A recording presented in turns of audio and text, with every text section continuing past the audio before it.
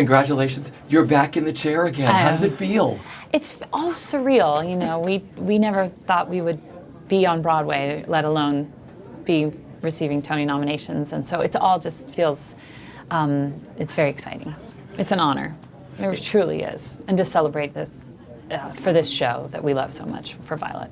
Because this started as a one-night concert, which I was lucky enough to be at. Yeah. I mean, the journey with Violet is amazing. Yeah.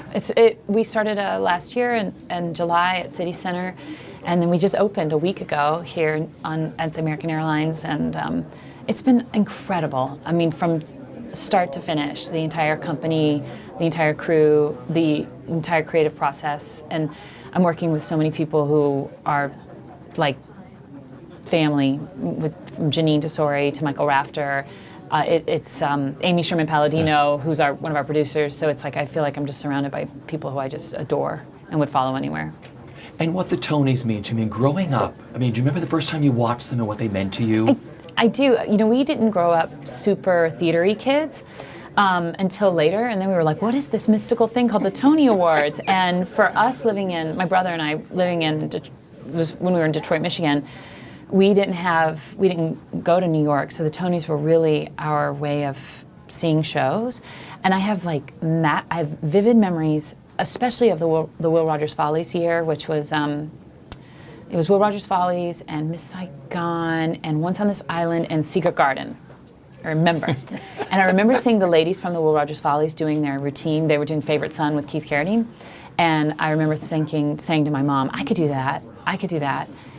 And then a year later, I was on the national tour of the Will Rogers Follies, and but the Tonys it's the most exciting, you know. It's such a celebration of what we get to do, and it's great to be able to reach houses and families across the country. When you win, do you forget everything that's in your head? Oh God. Yeah, I become a little dumb, like a little idiot. And then you're just overwhelmed because it's so surreal. And you're literally like, and then it's over, and then you end up. After I won For Anything Goes, I just was in a puddle backstage in tears, because you're just like, I can't believe it, you know.